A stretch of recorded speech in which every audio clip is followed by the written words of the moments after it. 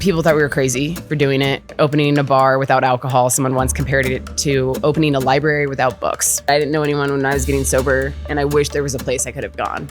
Every night I'd be like drunk and would like pray that I would not like die in my sleep. And then every morning I'd wake up and I'd be pissed that I woke up. And I felt like hell every day. And I would like wake up with the shakes really bad and would always have to leave like a little bit of liquor to get me started so I could at least get to like the brewery to do schedules, to drink, to get to that good point. And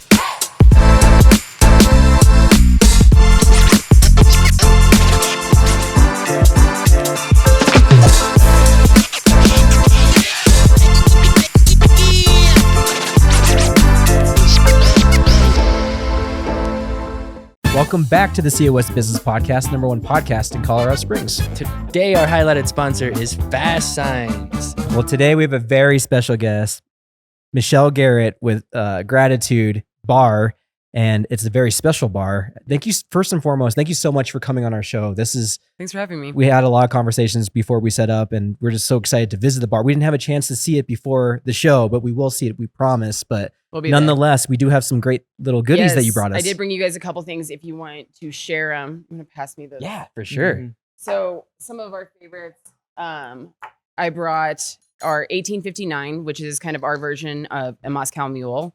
And it's made with fresh lime and mint and ginger beer.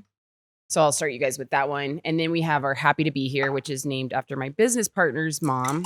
She passed away a few years ago, but that was always her saying was, I'm happy to be here. And that is our color changing lemonade. And it's made with butterfly pea simple syrup, which is PEA.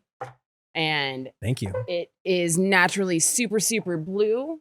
And then when you add citrus to it, I don't know if you guys want straws. I'll take a straw, yeah. Oh, cool. When you add citrus to it, it turns this really cool kind of purpley, but when you make it originally, it is blue.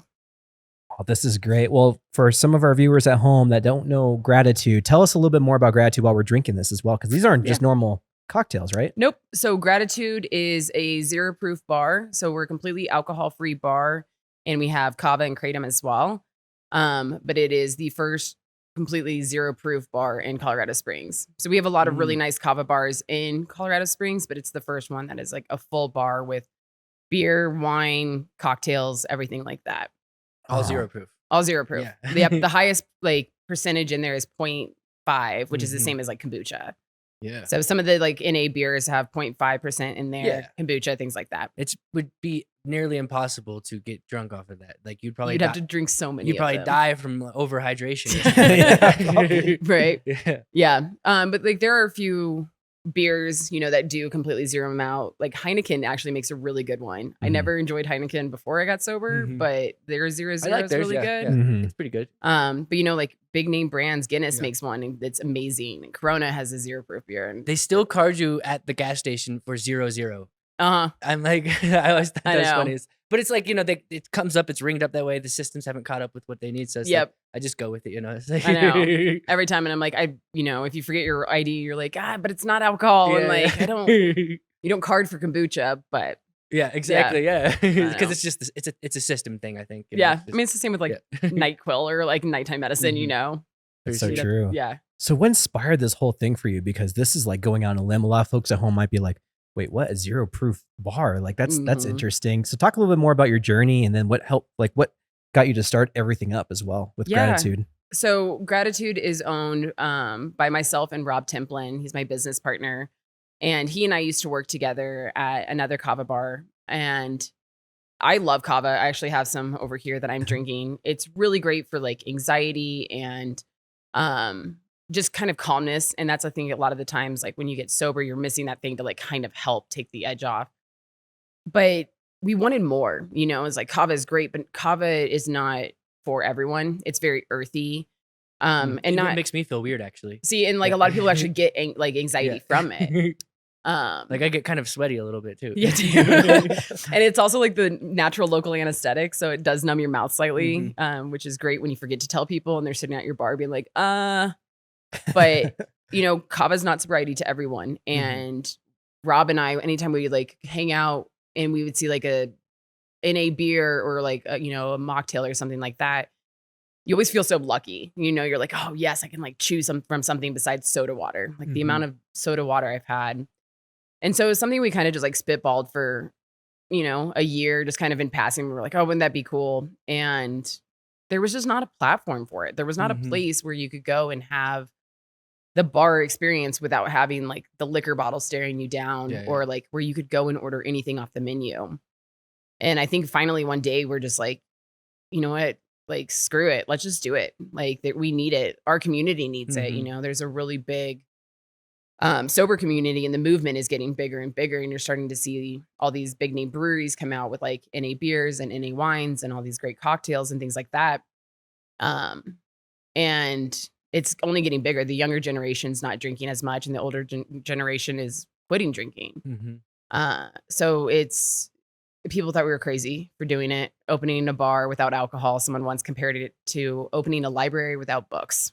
It's like a little different, but it's great. There's a market for it and a need for it.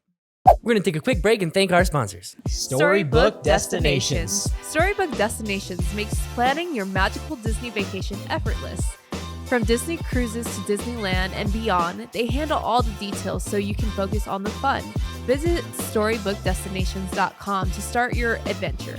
That's StorybookDestinations.com. Pinnacle Advanced Primary Care. Skip the healthcare hassle with Pinnacle Advanced Primary Care. Direct primary care for a simple monthly fee, putting health first. No insurance needed. Experience personalized care that's as unique as every individual. Visit PinnacleAPC.com to learn more. That's PinnacleAPC.com. Franchise Succeed. Grow any business with Franchise Succeed. From development to expansion, turning small businesses into national brands through franchising.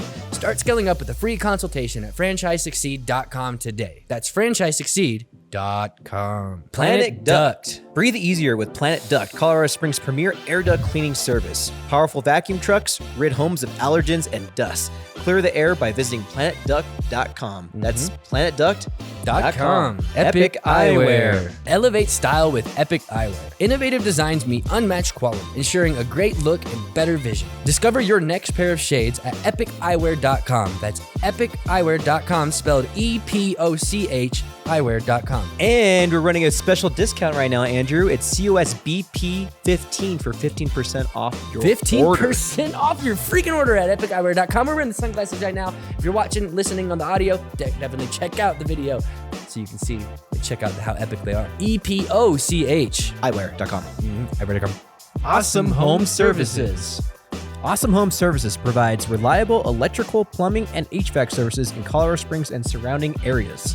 Whether you need emergency repairs for routine maintenance, they're available 24/7 to keep your home running smoothly. Visit awesomeservice.com. That's awesomeservice.com. Or give them a call at 719-370-0911 to schedule your service today. Now we will get back to this episode. I grew up in a bar. My dad frequented bars. He liked the neighborhood bars and he would bring me a lot. And so I understand what you're talking about when you say like I gravitate towards like the sense of community in like a neighborhood bar, like a bar and just like posting up. And like for me, it was always more than just like getting a buzz or getting drunk. It was like the people you meet and like the conversations and the vibe of the whole space. And so it's so cool for you to pull that out because it's so important to so many people, especially people who choose that more sober, lifestyle. But you've also talked about before we started was that folks who drink also come to the bar as well, right? Yeah. Some of my favorite regulars, one of them just went to Germany for Oktoberfest and had a grand old time out there. But during the week, they don't drink that much. And so they'll come in and they like the environment and the people and they'll hang out and then go home or whatever on the weekends and continue to drink. And so it's nice that it's not, it's not all people who are addicts. It's some people who never drank before, religious reasons, chose not to drink. You get like a wide variety of people. People like going out, Yeah. So it's like anyone can drink at home, if they really wanted to drink. But there's people who drink at home and then they go out for drinks specifically because it's a different feeling. So it's like it's good to have that kind of environment for people who don't want to drink. Well, it's like, people, we just gravitate towards like the local watering hole, it's like where you have your conversations. It's where you have your third space, work Yeah. home and that place you go and hang out at. And so Gratitude, Rob and I put a lot of thought into how it was going to be set up, and it looks and feels like a bar. So it doesn't look like a coffee shop. Like it has like this beautiful walnut bar top, and it's got draft systems. And luckily enough, we have the oldest wall in El Paso County. It was built in 1859, Nice. which that drink is named after. Okay. And so it's all this exposed red rocks from Red Rock Quarry. And so Oh, it's beautiful, man. and it feels like a bar, and it's dark green and black. And, we have live music, and we have a bunch of different events. Actually, right now we're having our first D&D night. So there's a bunch of people over there nice. playing D&D. So I've always wanted to play D&D, by the way. I just Yeah. never took the time to get it. it's Get into fun. it, yeah. I mean, it's just like that storytelling. Like Mhm. it's just a good time. For sure. Yeah. Yeah, that makes a lot of sense with all the community things that you're bringing together for what you're doing. And it just reminds you, like, what do you think when you think of a bar? You think of like really good community. You think of like maybe karaoke.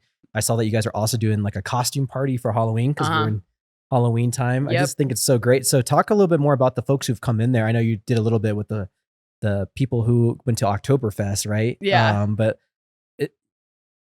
is it just locals in OCC area? Or is it like folks from all around Colorado Springs too? A lot of it. So, I mean, the nice thing is like with it being a kava bar, we get people from all over the state or all over the country who are like, oh, kava, like that's where I'm going to gravitate to because that's what I know. We have the same regular base that you would at any other bar. Like I have the people that I see every day, or at least every week. And you have like during the summer, we saw a lot of tourists just because we're in OCC. And so you get like all the people that come down for that and like the farmers markets and all those amazing stores that are down there. But it's a lot of neighborhood people. But we do have some people that, live on the far side of Springs, or Monument that come pretty regularly during the week because it is that space they can go to. And it is where like, one of the hardest things about when you get sober is you kind of lose a lot of your friends in that community because most of the time what we all did together is we drank. And so when you like, if you quit drinking, you lose a lot of that. And that loneliness is really hard and that isolation is really difficult. And so it's nice to see these people building new friendships and like meeting up with people and going on hikes or like, on Thursdays, we're going to meet up and we're going to hang out at Gratitude and then we're going to go get dinner. So it's just nice to be like a hub for people to come and be around other people, whether they drink or not. It's just that people who drink that go there, they hold the space of like understanding and like, it's okay if you don't drink, it's not this weird thing that a lot of people do. You tell them you don't drink and they act like you're telling them you started doing heroin. So Oh yeah. they're just like, what do you mean you don't drink? Like today, this month? You're like, no, I just don't drink. Okay. Yeah. I remember when I was younger, I don't know if you guys ever went through this, but like, I remember like going and getting a physical and the doctor's like, I don't remember what it was. Like how many times you drink a month? And I was like, wait, a month? And I was like, it started with a week. I don't even know how many, like 6, like 10, 8, 12 times a week or whatever. And the doctor like would look at me and I'm like, am I crazy? Am I drinking too much? Like Right. all my friends are doing that same thing. And for a long time for me, like one, that's a lot of volume of drinking, but I think it's pretty common in the cultural narrative of the US or the world. I use alcohol as a crutch for a lot of different things, mostly as a social lubricant, if you're in an environment with a lot of people and your anxiety's high because there's a lot of people, you have a couple of drinks, somehow magically you feel fine. Yep. Right. And so I wanted to know if I was able to operate sober for a long time in that environment. And so my sober journey it's been in a couple different parts. Like this isn't the first time I've done this experiment, if you will. But it's been one of the most beautiful things for me to be like, man, I can operate in any type of environment. And guess what? I don't need a crutch anymore to do that. And it's talk a little bit about that because I think that's a really big part of bars, right? It's like, okay, yeah, the environment and getting drunk, but also like it lowers your inhibitions when you drink, right? And so that's why a lot of people do it just to kind of, I guess, smooth out the edges and for them to kind of calm down and get into a social scene, right? Well, I mean, life is just hard, like our jobs are hard, our economy is hard, like everything is just difficult. And, there's definitely days where I'm like, it would be so nice to be able to like drink and take the edge off. But for me, like, I know if I drink, like, it's not worth it. Like it took a lot of work to get to where I'm at.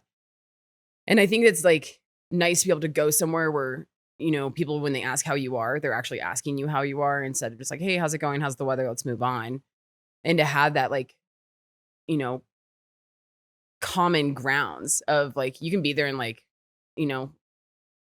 exist without like having, I don't know what I'm trying to say. Like, it's just a place where you can go and just be you. And it's like, it's still uncomfortable. Like big crowds, are often still things, but everyone's kind of on the same page. And you don't always have that person that's like drunk falling over. So I don't know. It's that common mentality of being together and getting through it, getting through life.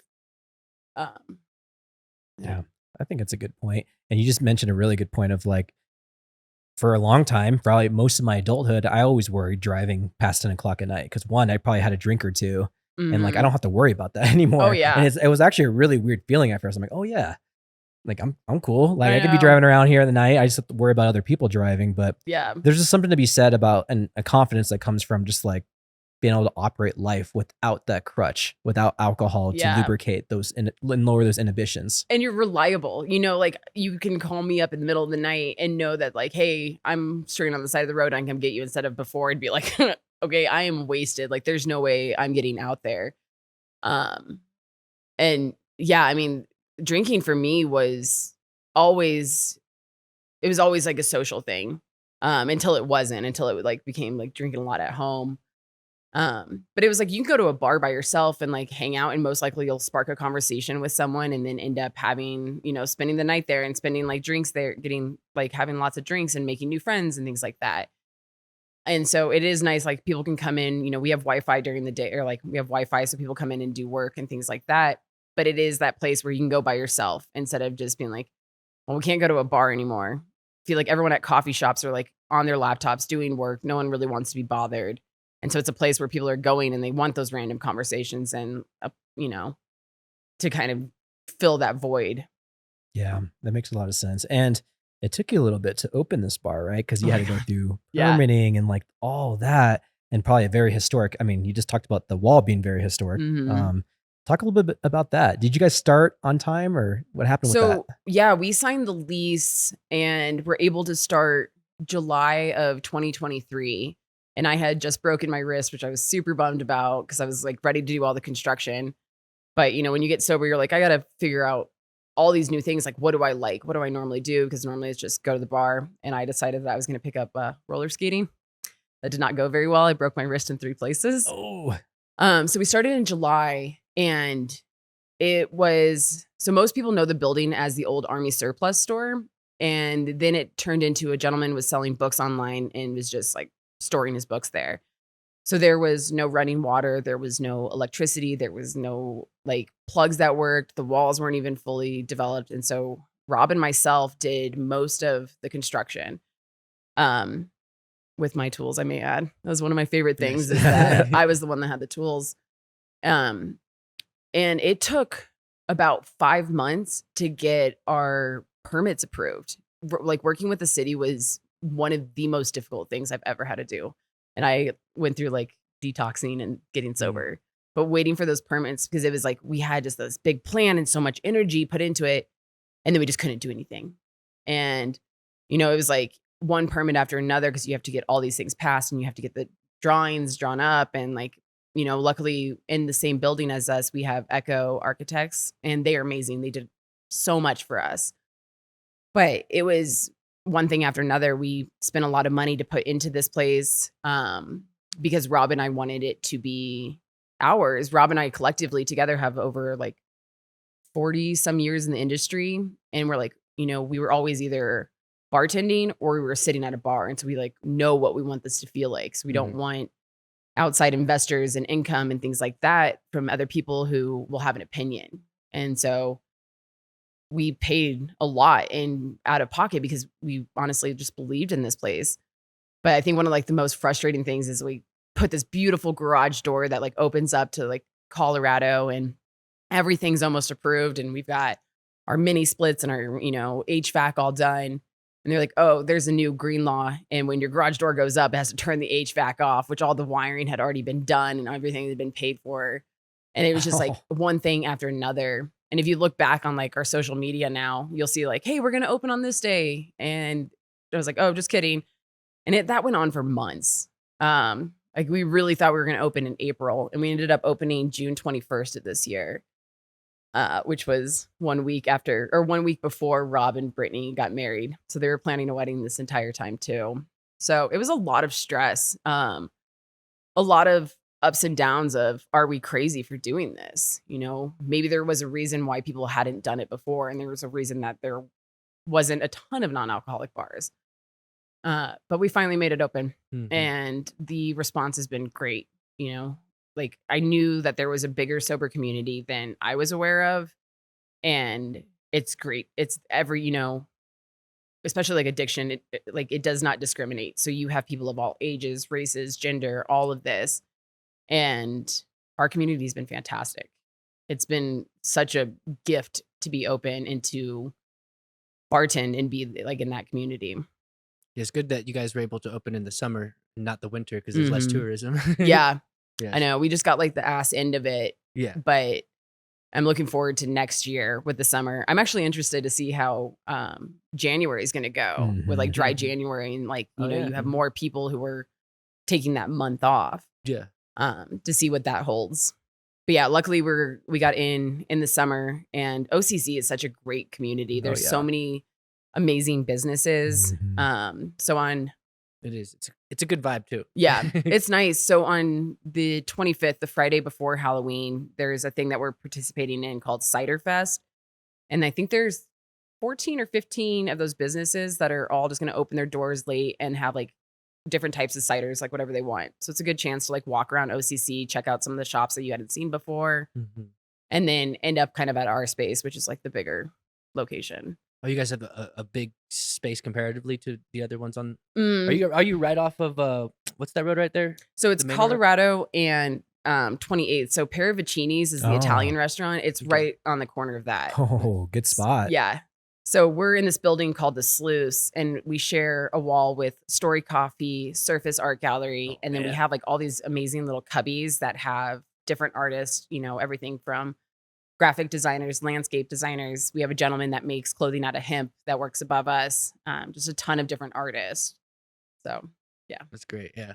Yeah, that's pretty cool. And before we started, you also talked about that you have, I mean, obviously you were talking about 40 years of experience between you and your partner, but you also had experience working like various breweries and just like different places around town. And so like before you stopped drinking, you were talking about like, hey, I loved my beer. I loved whiskey. Talk a little bit about like that whole background, and then also like how you've been able to supplement that in your new bar as well. Yeah. So, I have always been in the industry in one way or another, started as a host and worked my way up like food runner and serving and then bartending. And then I got into the brewery, which is our mutual friend brewery up in Denver, who I absolutely love. Great people, great beer, fantastic. But I was running it and I was drinking all the time. And because I was running it, it was a really good excuse to come in at 8 a.m. and write schedules and pour myself an 11% beer to get my day started. And I did that for like 5 years. And then one day in January, excuse me, I woke up, it was January of 2020. And I woke up and I was like, I'm either going to kill myself or someone else. Like I am just drinking all the time. I'm drinking every day. And, thank God I never got into like any legal issues or like DUIs or things like that. But I was just destroying myself just to like keep the party going, like that was the vibe. And it was the energy, and it was all the people I hung out with were industry kids. And so I let, everyone at the brewery know, I was like, you guys can have me for 2 weeks or to a month, but like come the end of the month, I'm gone and I need to be done. And so I left January 28th of 2020 and started convincing myself that I was going to quit drinking. And I told a bunch of people that I did, but in reality, I just stayed in my house and started drinking like a bottle of Espolòn a day myself. And then, so like, that's when it got really bad. And my mom hit me up, and she lives over in Black Forest. And she was like, hey, there's this thing called Beverage coming around. They're about to shut down, for a whole month. Like it was that April of 2020. She's like, why don't you come stay with me? She's got a bunch of chickens and ducks and land. She's like, just stay with me. I know you're not working, and we'll like hang out for this month. I was like, cool, let's do that. So I went down there, and it was April 6th And I was like, Mom, I think I have NIB. Like, I'm super dizzy. I can't catch my breath. Like, I'm dying. And so we went to the hospital and they're like, well, you have good news. You don't have NIB. Bad news is you're withdrawing from alcohol. And also, did you drive? No, my mom did. And they're like, good, because you're over the legal limit. It's like, well, how is that possible? Like, if I'm over the limit, but I'm withdrawing, like, how does that work? They're like, you're used to being up here. Right now, you're here. Legal limit's down here. Was the last time you drank? Yep. And that was the last time I drank was April 6th of 2020.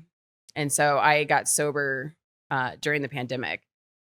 And I remember I went back to my mom's house because I was there for that month. And I just sat on the floor and detoxed. And it was one of the worst experiences I've ever gone through. Like auditory hallucinations, like thought I was going to have a seizure, you know, and learning now that, which I didn't know before, you know, withdrawing from alcohol can kill you. And so a lot of times people are like, I'm going to go cold turkey and just cut it out.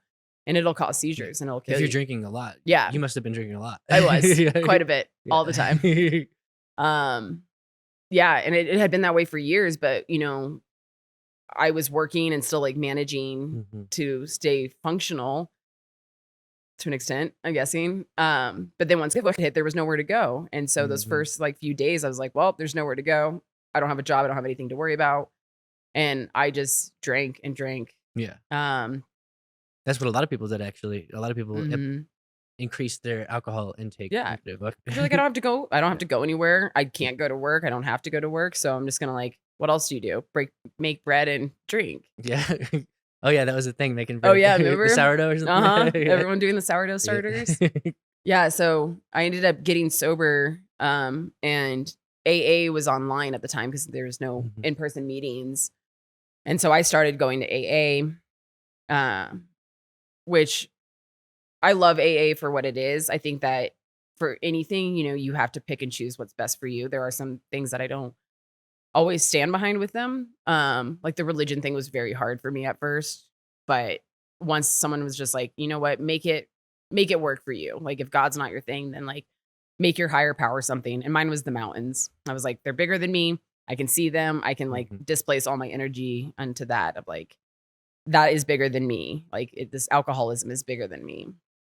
And so I got sober, ended up packing up my stuff in Denver in the middle of the night at the end of April and moved to the Springs in May of 2020. And then I nannied for a while because I was like, I'm never going to be able to bartend again. Like there goes everything I know. And then slowly started to work my way back in there. And now I'm creating cocktails and things like that behind the bar and working a lot with like herbs and spices. And it's great. It's so nice to be behind a bar again. We like to take a quick moment and thank our sponsors. Celebrity DJ. Celebrity DJ, where you get your events your way. Weddings, corporate events, and more. Let Celebrity DJ be your director of fun. Winner of WeddingWire.com's Couple Choice Award year after year with over 100 5-star reviews. Let Celebrity DJ bring your vision for your special event to life. Online at celebrity-dj.com. That's celebrity-dj.com. Home Day. Enhance your company's benefit package with Home Day. Home Day offers innovative real estate solutions that make home ownership simpler and more accessible for your employees. Discover how Home Day can add value to your benefits program at gethomeday.com. Neon Pig Creative. Bring brands to life with Neon Pig Creative. Dazzling designs and strategic marketing make businesses stand out. Spark creativity at neonpigcreative.com. That's neonpigcreative.com. Exponential Impact. Fuel startup success with exponential impact, mentorship, resources, and support available to amplify impact. Join a community of change makers at exponentialimpact.com. That's exponentialimpact.com. Fast Signs. Fast Signs can help you with all your signage and visual marketing needs. Whether you're starting a new business or just need a signage refresh, let Fast Signs help you. Make your statement. That's fastsigns.com. Cars Helping Charities. Cars Helping Charities is a turnkey fundraising solution for nonprofits. Cars Helping Charities allows your nonprofit to accept vehicle donations, which are sold, and then the funds go to the organization. CHC is partnering with my nonprofit of choice, Mattersville, to help them raise funds through vehicle donations. Please consider donating your car to support Mattersville. CHC will pick up any car, an old clunker you have sitting in your driveway, or a car you just don't feel like selling anymore. Make sure to visit carshelpingcharities.org. That's carshelpingcharities.org. dream.org. Dream Accounting Solutions. Dream Accounting Solutions provides expert outsource accounting and CFO services to include bookkeeping, payroll, and financial consulting to help you take control of your business finances. Whether you're a small business or an entrepreneur, their tailored services keep your finances in check. Visit dreamaccountingsolutions.com to schedule your consultation and simplify your financial future. Now let's get back to the show. Describe that first time going back into the bar, because I'm assuming you had to step away from that environment entirely, is what you mean. Yep. When you say like I had to be away from that whole thing, because I found that's like the only way to get out of that type of like addiction is like you not only do you have to like go and seek treatment, but you also can't go back into the environment that you were in. So talk about like when you first came back. Obviously, I'm assuming it's through gratitude, but like did you have any triggers or anything like that, or at that point it was just that time? Because I'm rolling up on actually just over 4.5 years now, and the nice thing in the middle was the kava bar, and because kava hits the same GABA receptor as like an anti-anxiety. So it's really nice for calming you down, chilling you out, and it still functioned like a bar. And so you had people that would come up, and that was a really nice, like easy way in. And I'm so grateful for that kava bar because I think it helped out so much with my sobriety, and it helped me meet people who didn't drink in the Springs. And because I came from Denver where everyone I knew drank, and then I moved to this, the Springs and I grew up in Monument, so I knew the Springs, but people only knew me as Sober Michelle, and that was nice. And then coming into gratitude, we planned it out, and it's nice to exist in a place that it wasn't like an old bar that we just flipped and turned it into a new one. Yeah. And it just, Rob is such a great business partner. He owns part of a kava bar in Idaho. Oh, wow. So he focuses a lot on like the kava and kratom side. And then he lets me do a lot with the different like cocktails and that side of the menu, which I get to mess around with a lot with like my apothecary, my herbs and things. Yeah, that's so cool. We're talking about before we started filming as well as like your ability to match something very similar to the actual drink. So we're talking about tequila and margaritas, and you've said you've been able to kind of get really dialed in on making something that's very close to. Yep. Talk a little bit about that drink. So margaritas were always one of my favorite things. Like there's nothing that beats a margarita like on a hot summer day. And, I've played a lot with like, there's a ton of NA liquors, you have Sea Lip and Ritual and all these different ones. And I think they're great, but I think most of them, they need a little something extra to them. So I just started to play around with flavors and things like that. And Lapsang Souchong, which is a smoked black tea, has been great for like replicating tequila or mezcal. And so I do a simple syrup with agave and that Lapsang and lime juice and salt. And it plays so well on it. And then you can just add some fresh lime juice into it, splash of soda water. Yeah. And it's great. Whiskey is the one that Lapsang Souchong? I think that's how I pronounce it. Lapsang Souchong. What is the origin of that? How do we know it's safe? Like what is... So it's just a smoked black tea. Literally, like I get it. There's this beautiful tea shop down the street in OCC called the Queen's Apothecary. And it's just a tea that you can get. I used to, when I worked up in Denver at City O City for years, it was one of the teas they had there. And it's really smoky. Sometimes people think it smells like barbecue or beef jerky because it has that smoke to it. But it works so well. And it's just finding different herbs and spices. Like I do, one of our drinks is a play on a French 75, which would traditionally is gin and sparkling wine. And so I make a gin simple syrup, and it's just going back to the basics, juniper, coriander, cardamom, angelica, and a little orange bit of peel. tree sap. Yeah, right. Exactly. A little pine tincture in there. Yeah, gin's really I've always thought was very piney. It is. Yep. Unless you get like Hendrix, which is like cucumbery. Okay. But then you can also play on that. Yeah. So it's nice that I have like the knowledge of like the old school bartending. But then when I got sober, I just, growing up, like I never liked medicine. Like I was never a medicine person. If I take ibuprofen, I'm not feeling well, yet I'll down a bottle of alcohol without even thinking twice about it. Yeah. So once I got sober, I was like, just did so much more research on different herbs and things, and just medicinal things, flavors that go together, like really trying to figure out the root of a flavor. Whiskey, I cannot figure out yet. Because it has so many. One, yeah. You have that spiciness, but then you have that kind of caramel, but then you have that like oaky. So one day I'll get there. I tried it. So we went out. It was our anniversary. And we went to a really high end place.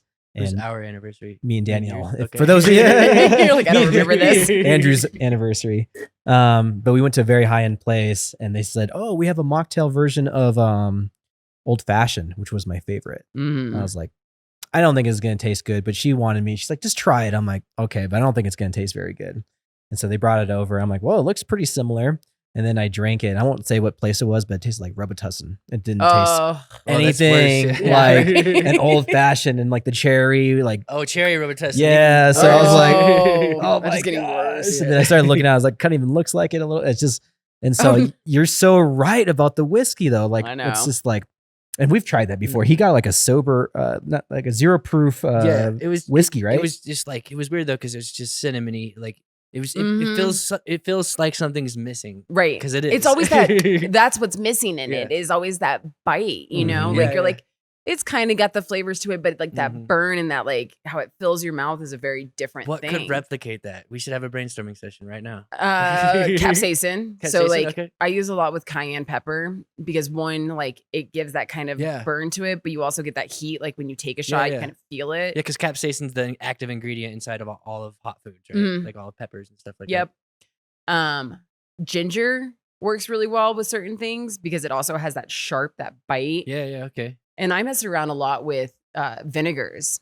And so there's one of my favorite things to make, and I make a ton of them, are called oxymels. Mhm. And so they're half apple cider vinegar, half honey, and you can pack them with tons of different things. So like I have some that are great, like if you're getting sick, that have sage, ginger, burdock, and like orange peel.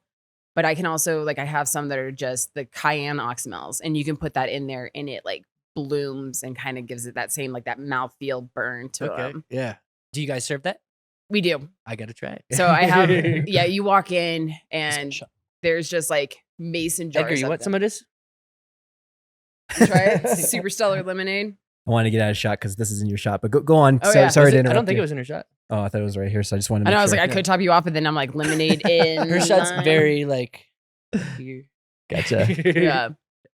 But go on with what you're saying, or did you forget what you were saying? Did you finish? No, fucking no. Oh, yeah. So when you like walk into the bar, they're like the first thing you'll see on the shelves, which are all from like reclaimed warehouse floorboards. They're super neat.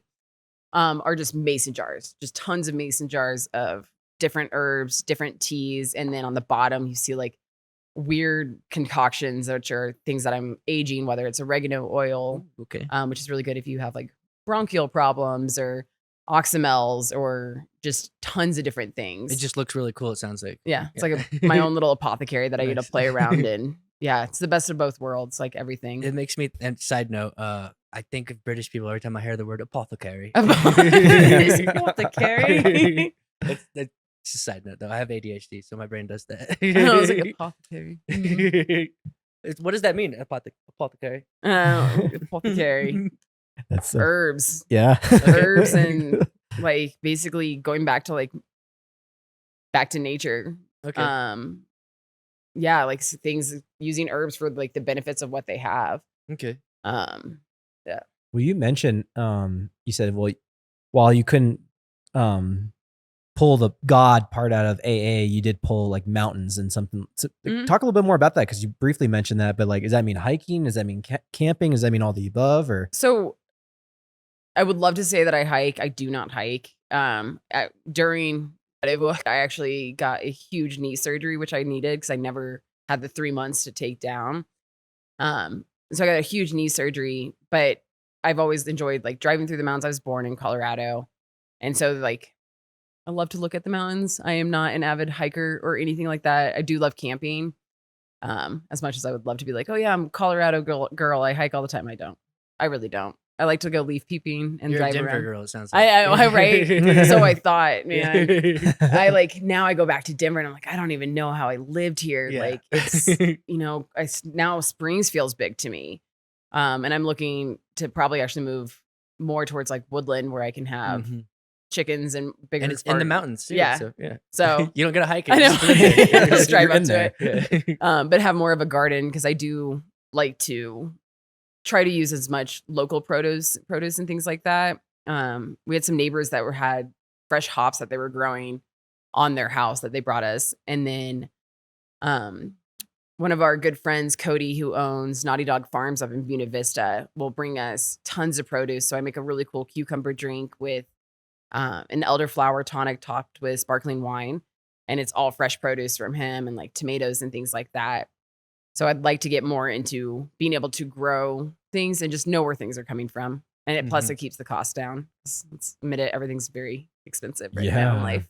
For sure, yeah. Yeah. Well, there's like a huge, Colorado Springs in this area, you're the first zero proof bar, right? In this whole area. And then Pueblo had one that they opened up, right? Or a couple Ethos. And then there's been a couple in Denver too, right? So they've been sprouting up, right? Yep. I don't know if the ones in Denver are still open. From what I heard is it got too big too quick. And it could also hit probably. And then ended up collapsing. Ethos? I think that's what they're called. And this Pueblo. They're great. They are definitely more of like a community center that does like non-alcoholic things. And they're really great for like the LGBTQ community as well. So it's nice to see different things pop up. And we were interviewed, I think it was for the Gazette or like it was during, I think January, that really cold week we had. Somehow our name got out and we had like 5 different news stations that were like hitting us up and doing all these articles. And someone asked like, how do you feel if like other ones open? I'm like, bring it on. Like the more the merrier, you know, there's so many bars and like you can bar hop and go to all these different places. I'm like, we should have more than like one spot, you know, like if gratitude's you're not your cup of tea, then you can like find your place that is your watering hole, that is your cheers. And then like what's nice about like the kava community, you know, because you have like Kava Works and Laughing Lion and places like that, is we all want to do like kickball leagues or like just do things together. And it's kind of just creating its own little community because it's like, you know, there's no intimidation by opening up another bar. Like there's enough for all of us. And if anything, it just makes it stronger and it gets people a little bit more used to the idea. Because people will walk in and they'll be like, oh, I'll take, you know, a Budweiser. I'm like, oh, it's a non-alcoholic bar, you know, and either they'll run for the hills and like turn away as fast as they can, or they'll be like, okay, we'll stay and like try something. So I think it's just kind of like normalizing that not everyone drinks and it's not, you know. Yeah, I think it's a statement. Like, yeah. And I think it's cool. Yeah. Thanks. Yeah. Do you know Johnny Joy by chance? He owns Locomotive. It's like a party bus in and around the Springs. It's really cool. He does like bar crawls. Know him. That sounds awesome. Yeah, right. But I know he's been talking about doing like a sober. He does it to support local businesses too, by the way, to get more people to these different like bars and all that stuff. But he's a sober guy though. So he's a sober guy. Yeah. He has a pretty brutal story on this podcast. Check yeah. He has a really cool story, brutal story. And he's been sober for like, I think well over a decade now. Something like that. Yeah. But he has a party bus and then he does bar crawls, but he's all about supporting the community. I love because that. That's the community. He was also a bartender in this community and was known for that.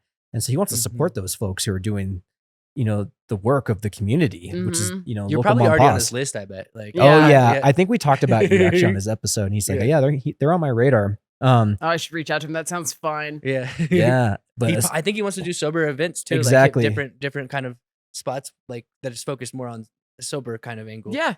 So and I mean, that'd be perfect. And I just like, I picture it just getting bigger and bigger, you know, with like how many beer festivals and things that I've used to work. I'm like, there should be like that one option because you have like either the designated driver or someone's pregnant or, you know, doesn't drink. Yeah. And you're like, well, I can have water or soda. And I think that like, there's just so many more options. And, you know, speaking for myself, when I even have 1 or 2 options, I'm extremely grateful. And so to have like a whole festival or like, you know, the sober soiree or like party bus where you can go bounce around, like that sounds amazing. Like, you know, I used to think that getting sober was going to be a death sentence. I was like, I'm going to be boring. I'm not going to have any fun. I'm not going to have any friends. And it's been great. You know, it's like the best and the worst. They say like the best thing about getting sober is you get your feelings back. But the worst thing about getting sober is you get your feelings back. So you have to like deal with it. But it's so much more fun, like going to shows and not blacking out and like actually remembering the things that I do. And like, you know, there's a lot more intention and just being present for things. And like I said, being reliable and being a good daughter and a good friend and a good business partner and things like that, because you're present.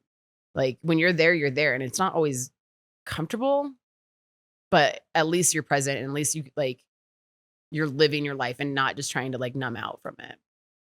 So party buses sound awesome. Yeah, it'll be a good a connection, I think, for sure. And you guys could even plan a festival together too. Heck yeah, I'm into Marcus. it. Yeah. He's the festival guy. Did he tell you about his festival? No. Surprised. Well, Tiny House Festival. Oh that yeah, we did, yeah. Tiny House Festival. But I mean, there were plenty of bars, food trucks.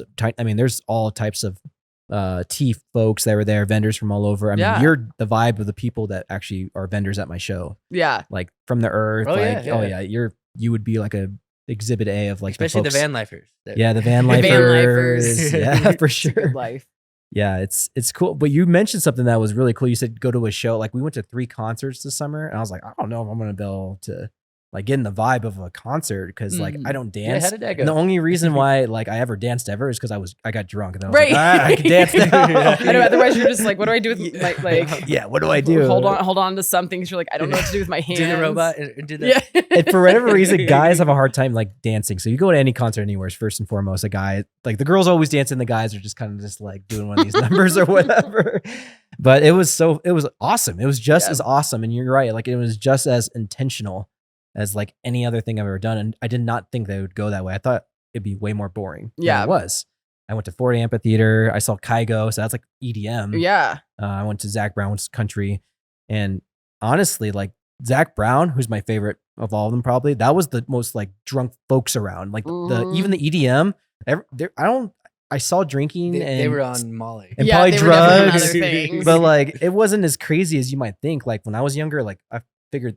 Again, I was under the influence back then too, so I probably thought everybody was. But Yeah. like when you're sober, you're looking around, you're like, there are definitely a lot of sober people still around here. And it's just the one thing too is like, you know, most of those concerts were in Denver, and like leaving a concert after getting all effed up, you know, and just like, oh, now I got to figure out my way home, and like, oh my gosh, and like I didn't have to worry about any of that. Right. It was just a great time. And again, another thing that you can say is like that was just as amazing of a time sober as it was like having a drink with it. I never, honestly, those are the things that I think about. I'm like, oh man, like it's so much more enjoyable with a beer or a drink, and I had so much fun. So it's so cool that you said that. Yeah. Well, it's like the times that like there's times, and you know, one thing I like really love about Rob is like we can come together and be like, man, I really feel like having a drink. Like sometimes I just feel like numbing out, and it's for us, it's never an option, but it's okay. Like it's nice that he and I can express that without it being like a concern. But it's like, you know, doing yard work, like you want a beer, and like it's so great that there are really good beers now because you can kind of quench that thirst of like just needing to have a drink in your hand or like going to a show and actually enjoying it. I mean, I remember once, oh God, it was like, I still just so mad at myself for this. Got tickets to go see Radiohead, and it was like 2 songs in and I blacked out. And then like the next thing I know, I'm in like my ex-boyfriend's car and he's driving me home. I was like, wait, what happened to the show? And he's like, well, it happened. You were kind of there. I was like, I don't remember any of it. You must have took a lot of shots right before. Oh my God, I was. Yeah, I was just like so excited and pre-gaming. And then it was like, I forget who even opened for him. And I just remember they had this like these giant screens that came down, and it was like at the same time, my brain was like, and we're done too. Yeah. And it's like so many good shows. I just like, I was there, but I don't remember it. Like I don't remember these experiences. Or people being like, oh my God, hey, remember me? And I'm like, no. Yeah. I used to drink a lot. Like I don't remember a lot. Which is scary. You know, luckily I got out pretty safe and like never had DUIs or anything like that. But it definitely affected relationships. I lost a lot of friends because I was like super flaky. I was unreliable. I was always thinking about like leaving to go get a drink versus like being present at my nieces and nephews' birthday parties. And it was just such a sliver of who I am versus now it's like you get a full version of me, whether you like it or not, but at least I'm comfortable in my skin and I know who I am, and it's not trying to hide and, you know, be someone I'm not. And even with the liquid courage, because I'm like, I see people who are like really wasted now and I'm like, that's a good look. Like that is I'm like, that was me, you know, and you're like, so glad that's not me anymore. But yeah. Isn't that true? Like you see someone who's all fucked up and you're like falling what? over. You're like, how the heck did I ever do that? I know. Like all the time too. And like, because I have really bad knees, I would always like biff it and then be like, sorry, my knees are just really bad. And you're like, sure, Michelle. Like, I'm sure that's the reason. Not because you just tripped over air. Right. Yeah. When did it become a slippery slope for you? When did it get out of hand for you?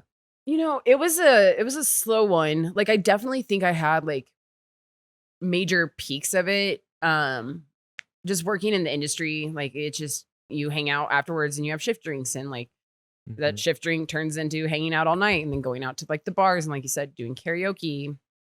And I always enjoyed drinking. Like I loved craft beer, like absolutely loved craft beer. And I loved the taste of alcohol too. So it was so much of actually enjoying the drink. And then it was enjoying who I thought I was, because it was so much easier to breathe and like be social. Like I have really bad anxiety. And I think that's why I've always liked bartending, because there's always been that separation. This is my safe space, and like you guys are over there. But it was at the brewery, just because it was just free reign. You know, I could come in and have as much beer as I wanted, and then would go to my local watering hole down the street and would have majorly discounted tabs, and I'd end up like tipping a ton, and it was easy. It was super easy to drink. And because I was paying my bills and I never got into legal troubles or anything like that, like, you know, I told myself it was fine. And it just, I think what really sparked it, you know, like, yeah, I got sober in April, but I did really try in January and had told other people that I had been sober, and it had been kind of like lying to myself that I was getting sober. Because I hated the mornings. Like every night I'd be like drunk and would like pray that I would not like die in my sleep. And then every morning I'd wake up and I'd be pissed that I woke up, because it's just like, I was like, you know, I'm doing this to myself, and I felt like hell every day. And I would like wake up with the shakes really bad, and would always have to leave like a little bit of liquor to get me started, so I could at least get to like the brewery to do schedules, to drink, to get to that good point. And I don't know what happened. And I'm so grateful that it did happen, because if I would have stayed at the brewery I would have like stayed there. Like there's no way I would have left them high and dry with that. And so I'm glad it happened. For whatever reason, that January morning, I was just like, I'm done. Like I'm tapped out. I am a shell of a person. I don't like myself. I'm not fun. I don't like anyone I hang out with, which I do love them and all those people. But at the time I was just like, you know, I wasn't learning. I wasn't growing. I was very stagnant, and it was Groundhog's Day every day. Get up and drink, go work the bar, drink a bunch, go to the local watering hole, drink even more, pass out, do it all over again. Like it just wasn't, I wasn't growing. It was very stagnant. So was there anybody ever in your corner? Obviously probably not in that scene, but like family member or like maybe a longtime friend that talked to you about it and said like, hey, this is getting out of hand? Or was there ever anybody that was that person for you? Yeah, gently. You know, like I would always convince my mom that I always just shook, because I was like, I'm just, you know, I'm a shaky person. And people would mention it to me in passing. Or I had some friends who were like, dude, I can't exist around you. But no one ever like sat me down. And it's no one's responsibility to sit me down and be like, dude, you're being an ass. Like, get your stuff together. But it's hard because everyone in my industry, we all drank together. And it was like this codependency of like, dude, I'm such an alcoholic. Haha, me too. Let's do a shot. But I, you know, I try to be very honest and open to people, because I knew one person who was sober before I got sober. And especially being like a woman who's sober, I'm like, I'm not trying to hide or like have my, you know, like stay in AA where I'm like hidden in that. Like this is my story. And like, not everyone you meet who's an alcoholic is like pissed drunk, still falling down. Like, you know, there's a bunch of us. But I had one guy that worked, he owned the mechanic shop by the brewery, and he was sober. And every sober birthday, I used to make him like a cake or something like that. Cause I remember the first time I was like, hey, if you need anything, like come over for a beer. He's like, oh, I don't drink. And I was like, why? Like, what do you mean? And then fast forward now, you know, shoes on a different foot. And so I'm glad I had him because he still is super cool. Like he like races cars and he like works really hard and he's just a super solid human. And I mean, even if someone sat me down and was like, hey, we think you have a problem, I don't think I would have listened. I'd been like, that's cool. I'm sorry you feel that way. Like, if you don't want to be around me, don't be around me. Because at that point, like, drinking and my addiction was the only thing. That was my number one. Like, if you either, I knew I was an alcoholic and I assumed I was going to die an alcoholic, and either you could stick around or you could fuck off. Like, I didn't have space for people who weren't part of that scene. And I lost a lot of what I thought were friends. And I isolated really hard at like the first 2 years of my sobriety. Like I deleted all social media. I wouldn't respond to text messages. And then I finally like started to come back to it and like talk to people. And I was like, oh man, like I'm sorry. Like I was a piece of shit. And they're like, you were fine. Like you were drunk a lot, but you weren't I just had created such a bad image of myself because I just hated myself and I hated who I was and that I couldn't stop it. And I was so embarrassed that I had to leave Denver to go get sober. And it was such a thing of shame, like just massive shame. So it was like, I'm a shitty adult. Like I can't even quit drinking for a day.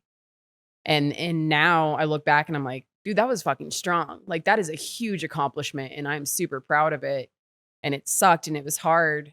And, you know, but I'm so grateful for it. And I would never take it back.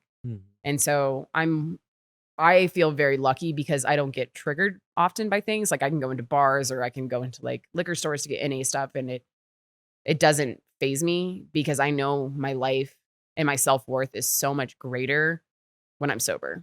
And I actually like myself and I love myself and I have all these hobbies and I love to read and I love to garden and I'm just a better person. I'm not a shell of someone who's just thriving for something to fill it up and thinking that alcohol would fix it.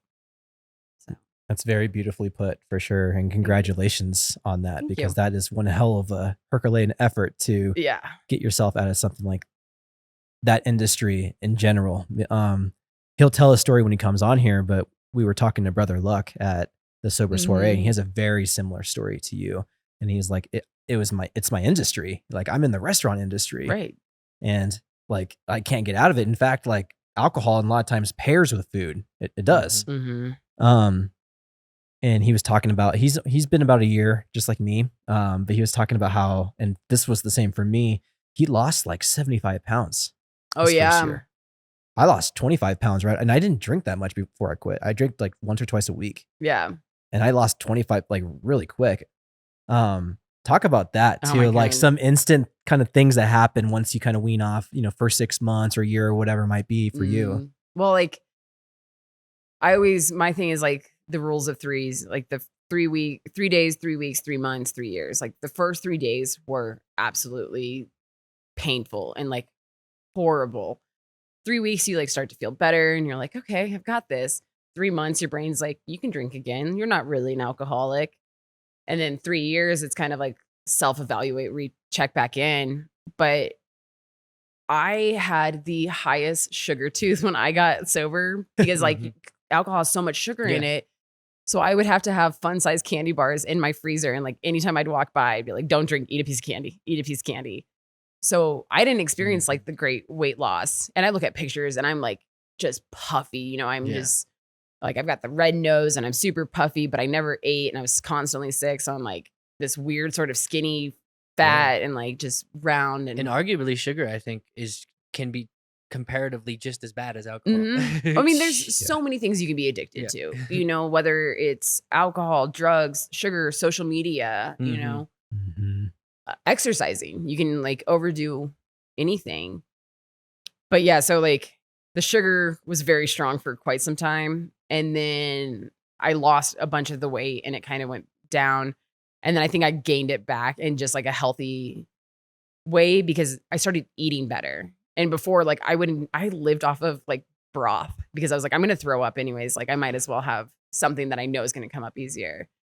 And so like the amount of making like cup of noodles and just drinking the broth, like it was, when you say it out loud, it's super sad and like a horrible picture, but it was just normal. And like people I hung out with, it was normal. people I hang out with nowadays, we tell these stories and we're all like, oh yeah, I was passed out on some random dude's front yard. And you're like, oh, okay. And it's just normal. And then you realize you're like, oh, that's not normal. Most people don't live off of broth because they know they're going to throw up because they've been drinking too much. Like most people would be like, I'm not well, I should quit drinking. But it's, I just couldn't at that time. And it took until when I thought I had to, and I think it was because my mom cried. And I think that like seeing her realize how bad it had gotten, that's when it kicked me. And I was like, cool, you are no longer just affecting yourself. Like, and my mom I love my mom. We have a great relationship. But she is definitely like my biggest supporter, and I couldn't have done it without her. And I'm so, so grateful that everything played out the way it did. And, you know, even like all of my time working in bars and restaurants, I was like, what am I doing? Like, am I going to be like a 60-year-old bartender the rest of my life? Like, you know, I went to beauty school and I did hair and I like worked at record stores and the venues and things like that. But I was like, I don't know my purpose. Like, I don't know what I'm supposed to be doing. And then we opened Gratitude and I was like, that's what I'm supposed to be doing. I'm supposed to be here, you know, making drinks, talking to people and like sharing my story. And so if there's ever someone who's like, I need help, I don't know what to do, how did you do it? I'm like, let's sit down, let's talk about it. And like, that's my purpose, is like, that's my community. As a bartender, you probably listen to a lot of stories similar to what we're doing with you. Oh yeah. Is that something you like to do? It sounds like it. Yeah. I love it. I think like just getting to know people, like I may not remember your name, but I will remember that like, oh, you just went to your grandma's birthday party and this is what you drink. And like, I like that. Mm-hmm. That's so true. There's a trick for remembering names too, by the way. I used to not be able to remember names, but when I got into like business and like trying to network, I figured out a little hack. You just repeat back their name to them right when they say it. That increases your attention by like at least 50%. I think. Yeah. Oh man, I know. Sometimes people will say it and then it's like in one ear, right the other, and I'm like, okay, you ready to close out? Yeah, it's easy. Yeah, exactly. Steven, like credit card sneak. Mm-hmm.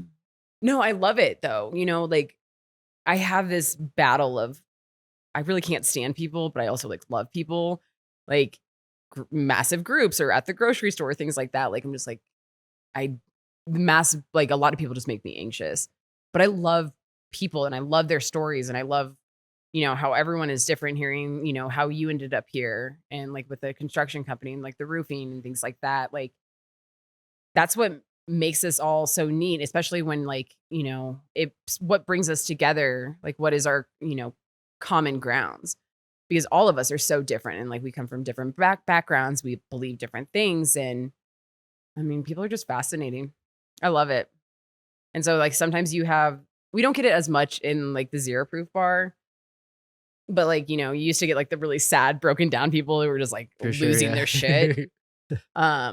But I mean, it's all about high vibration, low vibration. You probably get more high vibration people. We definitely do. You do. Like high vibration people, you know, attract high vibration people. And that was a big thing. Like the dating scene and like sobriety is like a huge thing for a lot of people, is like, how am I supposed to go meet someone? It's either online or like the rare chance encounter, like at the grocery store, at a coffee shop.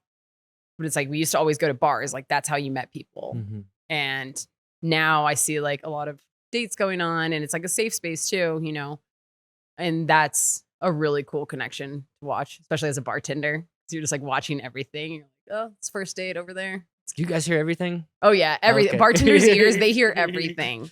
You could think that you're on the other side of the bar and like they know what you're talking about, because you're always monitoring everything. Mm-hmm. You know, you're making sure that everyone has got like their drinks filled, that these people are about to check out. This guy's touching something on the wall that he shouldn't be touching. You're just constantly like monitoring. Mm-hmm. Yeah. Your bartenders hear Bullshit. everything. Yeah. Everything. No, just kidding. Yeah. I've probably said some things that I probably thought that I didn't think they could hear, but nothing like bad. Yeah. No, most of us, like when it happens, it'll be like, you'll occasionally get the smirk from someone and be like, okay. But yeah, bartenders' ears are a real thing. Oh, for Right. sure. Yeah. Do you get like, you know, like the traditional barfly or belly up to the bar type of regulars that come in, day out? Do you get that too as well? Mm-hmm. That's pretty cool. Yeah, we have, you know, there's people that I see every single day. And when you don't see them, you're like, are they okay? Like, should we maybe reach out and make sure that they're fine? because they'll come in every day. We have this one regular, his name's Cal, and he's super fucking fascinating. But he always hits up different like ethnic markets. And so he'll be like, I brought you these random peppers today for you to try to make a Some drink. Blue Poo Shang Pie or whatever you say. And, you know, like jaggery, like this random sugar. I brought you these like African long peppers. And he always just brings these things in and is like, try to make a drink with them or like, Oh, that's like, cool. Yeah. yeah. And it's super great. But like, if I don't see him in a couple days, I'm like, is he okay? Like, you know, but yeah, you totally have your regulars that you see every day. You see your regulars the once a week. And then, you know, like every Thursday, there's a lovely human being that I know I'm going to see. And I love it. You know, it's those people that are so grateful that you're there and they just make like the days and everything so much easier. So. Well, there's a lot of bars too now that are offering mocktail menus, which is great, right? But how do you garner your own inspiration for your offerings and different types of mocktails that you guys have for your specific bar? Any ChatGPT drinks? Yeah. Any ChatGPT drink? No, but I'm actually going to make wine. So when you guys do come in, I'll have wine. It's called the Andrew drink. That's all I gotta say. Yeah. Android. Yeah. Oh gosh. Man, I just play off of a lot of like what I like. So our menu, it's about to be expanded. We're going through like our fall one. But when we first started, we had a gentleman who was very experienced, worked a ton of like the bars and stuff around Springs. And we kind of all just came together and like built some things. So we have one, the Violet You're Turning Violet, and it is a blueberry sage simple syrup with tonic and lemon juice and water. And it comes with one of those big sphere ice cubes. And Oh, cool. that was like a thing when I was like, when we opened this bar, like I want fancy glassware, fancy ice cubes, and like beautiful drinks because I'm so sick of drinking plastic cups with soda water and lime. So I think I play a lot off of things I used to drink. But I try not to do too many like the margarita is probably the closest thing. I'm like margarita because unless it's dead on like the old fashioned, you'd be like, that's not an old fashioned. That's cough syrup. Chat GPT, whatever it is.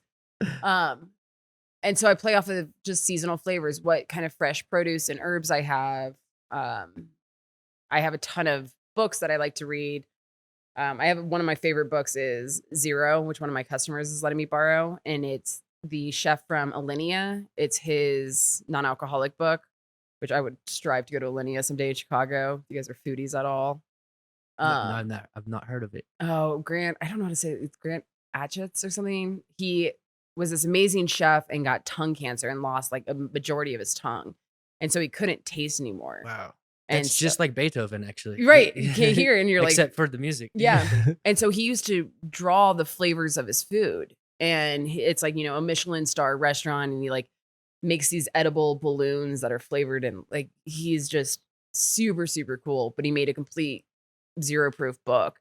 I mean, some of them, like the batch cocktails are huge and they need sous vide. And like the whiskey I was looking up, you know, it's got like 16 ingredients from everything from barley to bananas because the esters in it has the same kind of tone. Interesting. But you know, I just play on like what people like, what I like, things I miss.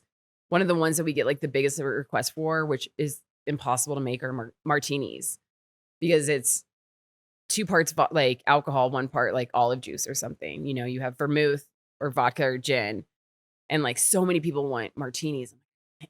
I'm like, I can give you like really cold olive juice, like just shake the shit out of it. But like this winter we'll have like a wassail, so like a hot apple cider kind of thing. A blackberry whiskey smash is one of them we're doing. That cucumber one, just because I have a ton of cucumbers. So we're seeing, we're playing. Yeah. That sounds really freaking good.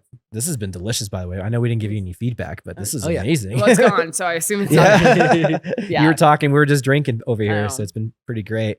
And those are served in like the Moscow Mule mugs, but they're this like deep green that like matches the walls. So it's really aesthetically pleasing in there.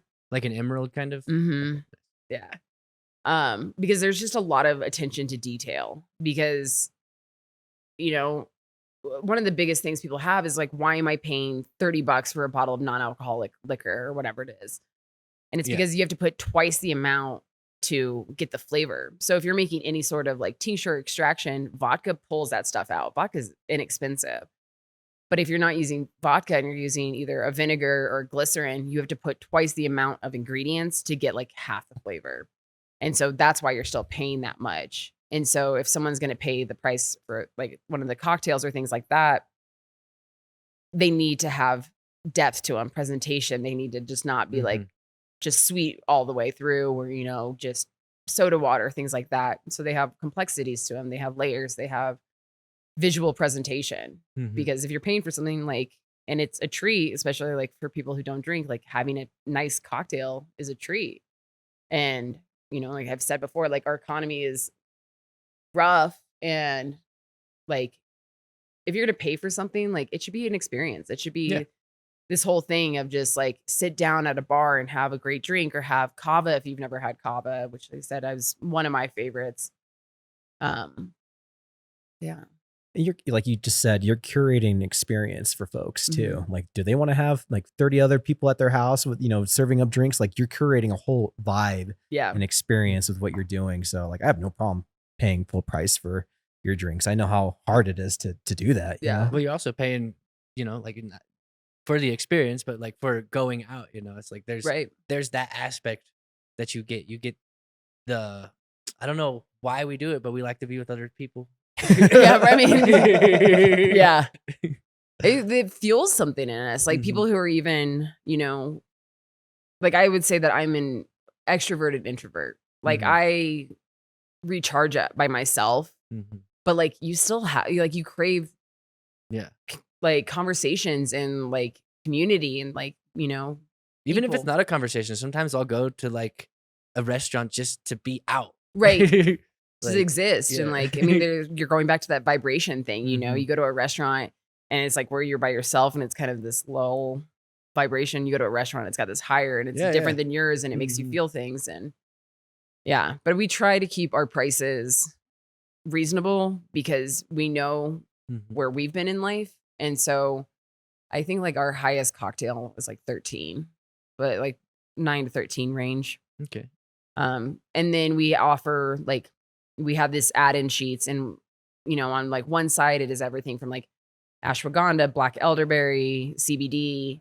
And then on the other side, it's all of our mushrooms, which are from Microvora, a local company who do gourmet mushrooms, and they are amazing.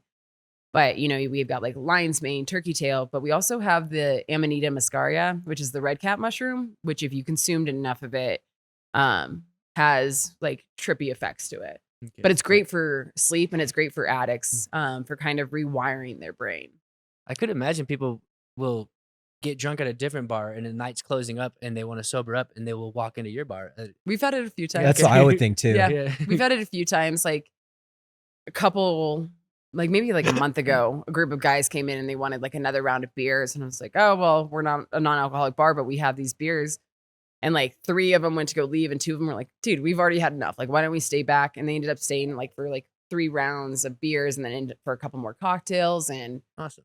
But then you get the people that are like already drunk and determined to drink more. And some people have a gene where they crave it. The more they drink, they crave it more. Right. So they can't get away from that feeling. Oh yeah. We have this. Sounds like you probably. Yeah, I don't like that's me. It's like 1 is too many. You know, 100's not enough.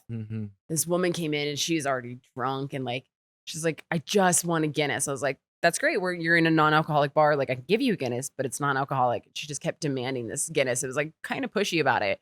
And so finally I was like, I told her 3 times. She's like, I just want a Guinness. And I was like, I know that's not what you want, but I gave it to her. She drank it and didn't even notice. But like you get this like really demanding people. And I'm like, that's great. I know you want this alcohol.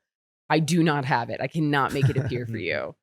But she kept asking for a Guinness, so I gave her one. Yeah. And they're good. The Guinness is really good. Oh yeah. Yeah, we've had those before. Oh yeah. Yeah. Oh yeah. We've had our trial, especially with we like the beer. I think there's a lot of great. I wonder if ones do you know out if there. Red Leg's gonna make any NA? So I was just talking to their sales rep, and I'm like, if you guys make something, because Red Leg was so kind and actually helped us install like our draft system, because ours is so small. I mean, we have 8 lines, and so we've got kombucha from COSBP, And then we are the only bar that has trail water from Pikes Peak Brewing on draft because they can that. But I was able to convince them to let us carry that on draft because I love the trail water. And so then we have 4 kegs that we get to play around and mix things with. But I told Red Leg, I was like, if you guys ever make an NA, like I will carry it for sure. Because I just love the generosity and the fact that like we're not even in the brewery world. Like we're not even kind of in the same bubble anymore. And they were still just like reached out and were like, how can we help you? Like you're part of our community. Like how can we help?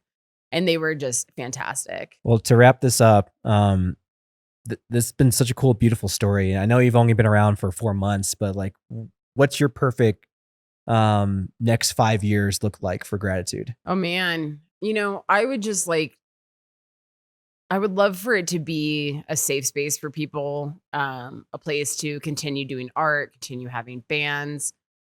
I know that Rob and I have talked about doing like wedding catering and things like that for like people who don't drink and, special events. But I would love to do is more just community stuff and outreach. Whether that means me getting onto a board or something like that. But just being a staple in the Springs, a place that exists where people can go and, meet up, hang out.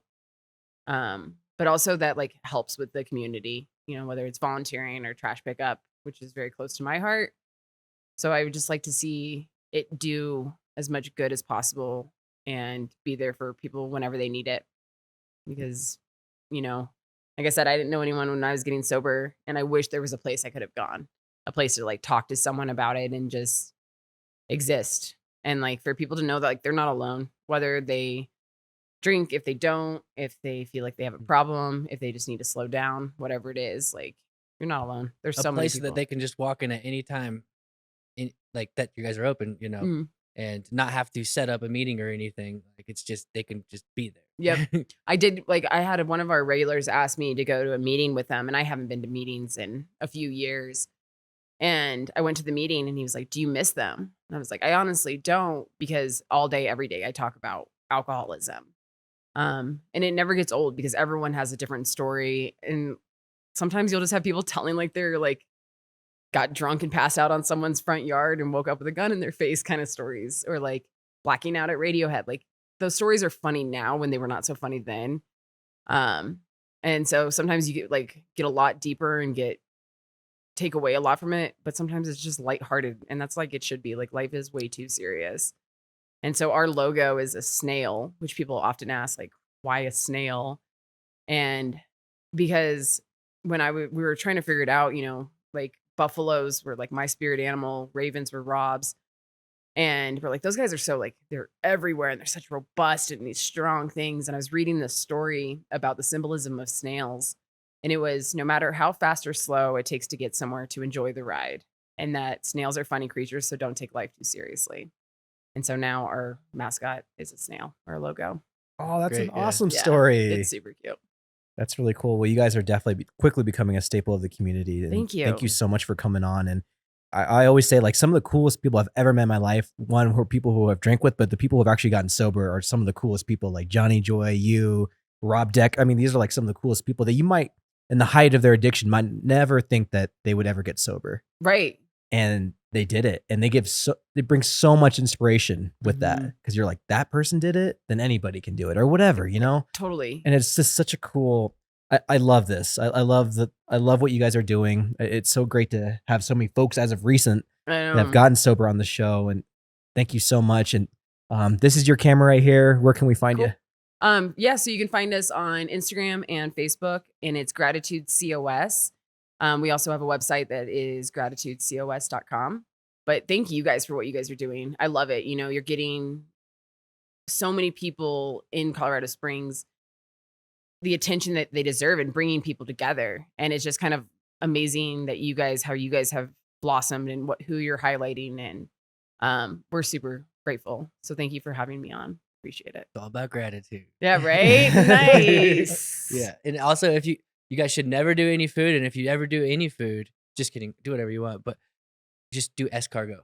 Oh, that would be the most. Keep that. Yeah. All right, that's what I just wanted to wrap up on that. So There we go. I'll keep that in mind. Well, this has been the COS Business Podcast, and we'll see you guys on the next one.